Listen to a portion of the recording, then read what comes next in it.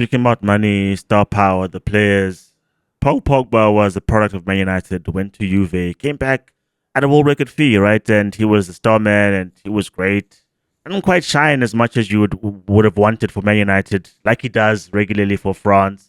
Goes back to Juve, storied thing of going back and forth. And then there's the doping test that he fails, and that ultimately derails his career, along with the brothers wanting to extort money from him and all the Bearing drama.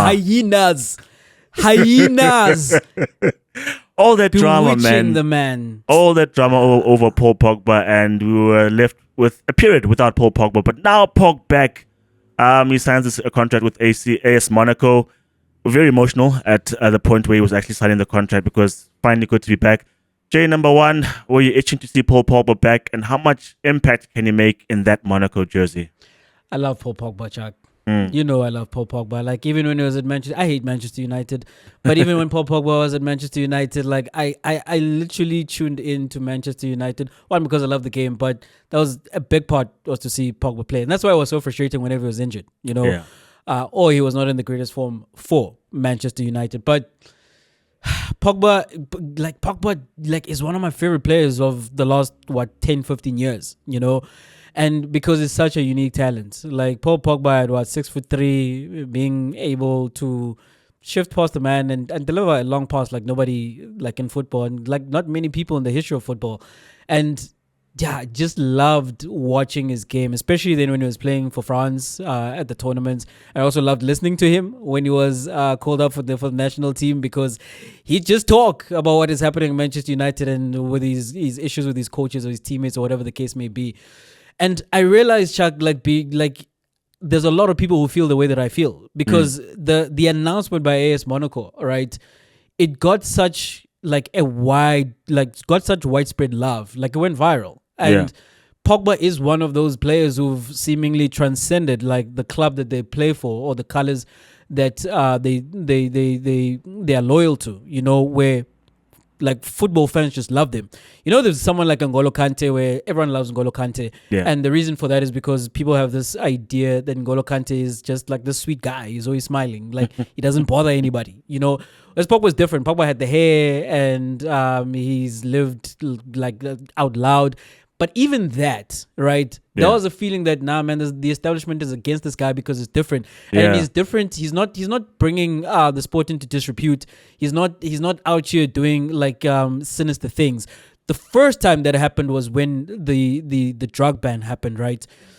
And even then, right? There's again the love for Paul Pogba is such that we are willing to forgive him. Right, whatever the reasons, and also when you then look into his story, like the man has been through so much, especially from like his family, and we just see him dancing with his brothers, like all of them looking like the same person, you know, and it's like, wow, this is beautiful, you know, and then you hear what you hear, like this man is out here on his own, it feels like, you know, so to see him back in football, Chuck, I'm happy for it. Like I was, my first reaction was, where does League One play? Like, do we have it on our screens? Like, do I need to go find a link to watch League One? Because I'll be watching AS Monaco games.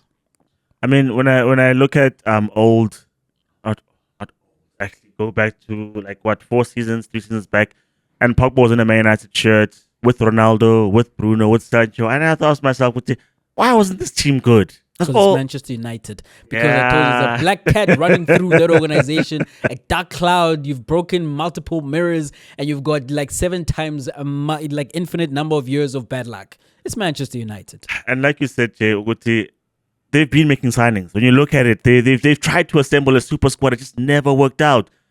And one of those guys who was there for a solid stint was Paul Pogba. And Jay, that football that we saw at Old Trafford was great. Not often enough, not consistent enough, but it was amazing. It was good football, because I remember the season where there was Zlatan, there was Lukaku. I think in the first 5 games of the season, he scored 1 goal, but hit the post, I think, in consecutive matches. And like, if only those goals go in, it's a different narrative altogether. He's dominating on the EPL.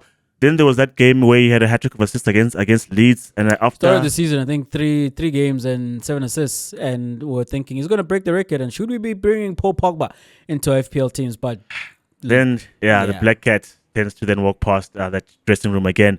But not only was he a player that left you dreaming, what if at Man United, right? But he became such a big star that Jay. I mean, yeah, we understand that Serie A is big enough, right? But not to those levels where Paul Pogba is a world class talent, famous face, just from his 2-3 seasons at Juve. Because you think to yourself, what has the world, what's going on in the world to the point where Paul Pogba is this big? The hype that surrounds him, the media, the attention on Paul Pogba. And so when he comes to Man United, he brings all of that and some more. But when he was playing for France, Jay, that was some great football. I think it was the last Euros, right, where he was scoring from long range, playing majestic passes, where you're like, okay, this is the football that we wanted to see for the longest of time. Here it is, right? And it goes back to Juve, then their injuries and stuff like that. Another narrative of his story, right? But to see him back playing football, Jay, there's certain things that you can take away, like pace and power because of time of the game and because of age. But the quality and elegance, hence the Pirlos play for as long as they did. And yes, the ball was nicked off of him, Sergio Busquets, but he still is elegant, still is good at that age because it's just some things that are just deep inside you that are football that cannot be taken away from you. And I think what he brings to Monaco, as you said, is that passing range, that vision, is those touches still, that silky football from a guy, as you said, who is mechanically and according to his size, shouldn't look that good, but he does. So be glad to see him play football. I think Monaco are they're about making noises on when maybe in Europa somewhere outside than just looking for League One football. But I think it's a good story to see Pogba finally back playing football. Yeah, Chaka 32. I hope we see a renaissance, right? I hope we see something like a Pirlo. I think Pirlo is, he's an anomaly, right? But I hope we see a Paul Pogba deep lying playmaker, and he's like spreading passes all over the place. He doesn't need to run. Doesn't need to rely, or as you say, on his athletic gifts, which he had in abundance. That'd be nice. Like, that'd be nice to say that the closing chapter was this. Maybe he earns another move from AS Monaco again in the same vein as a Pirlo who went to Juventus and like lit it up, right? But we'll see. We'll see what impression we have of Paul Pogba as he makes his first stint actually in his home country playing professional football.